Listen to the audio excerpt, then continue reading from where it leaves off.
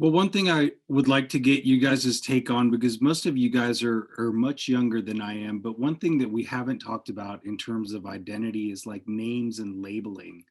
I know when I was younger, the popular term to talk about somebody like me would be Chicano, and now it's Latinx. So if any of our guests want to talk about names and labeling and how that works with your identity and possibly your art. I think labels are like a thing that's very, very personal, and everybody kind of gets to choose their label. But also, as we were kind of talking about earlier, also choosing like a label that doesn't really harm other people or is like the most inclusive is always like my goal personally. When I talk about my identity, I will say Latina, but a lot of times I will say Latinx. In terms of Chicano or Chicanx, which is like another adaptation, um, it's definitely more specific to my lived experiences of being Mexican American.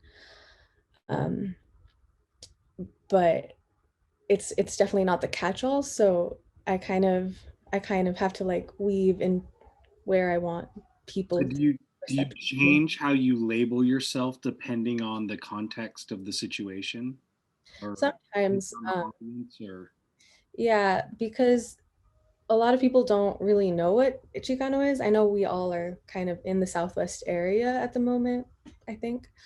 And so it is like a term that we're definitely more familiar with here, but it's definitely not in the 50 states. Not everybody knows what it is.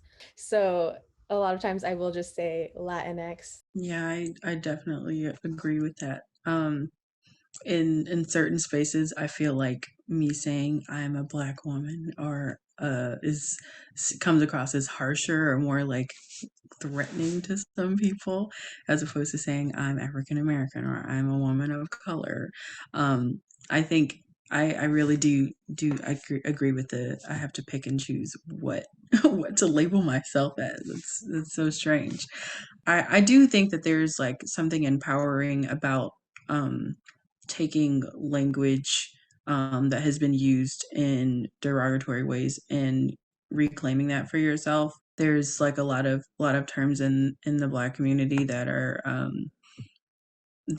kind of just used like amongst people um in like a either an endearing way or like a joking way and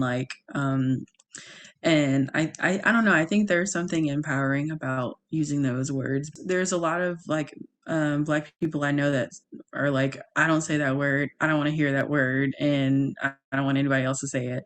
Um, and then there's some people that are like, it's our word now. And then there's so much differentiation on language of like slurs and stuff like that and how people feel about them.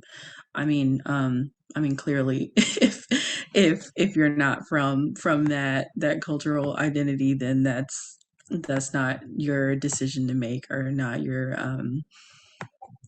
language to be like telling other people how to use either. But yeah, I do definitely think that that has a large effect on that. yeah, that's kind of why I brought it up because it's something that comes up quite frequently. And like a lot of you mentioned, it really depends on the context of where you guys are at. Um, if you will allow me, I have this piece back here, and just because we're talking about it, I'd like to share it. This piece I made in grad school, and I keep it in my room because it's really important piece to me. But it's taking back the names that I've been called throughout my lifetime from the dominant culture as well as from my own culture. One word that I was called a lot by my cousins was coconut, especially when I was in Miami or Puerto Rico. They said that I was brown on the outside but white on the inside. So that was one of the insults that I reclaimed on this piece. And I keep this piece around. It was a really breakthrough moment for me, reclaiming these names. Since I was little, that had been flung at me, both by the dominant culture and my own culture. So I'm glad we got a chance to touch on that. And I'm also glad I got to slip in and show you guys my artwork. I feel weird talking about who I am and what I do without being able to physically show you, like, oh, this is what I make. These are the kinds of things that I make. So thanks for letting me slip that in.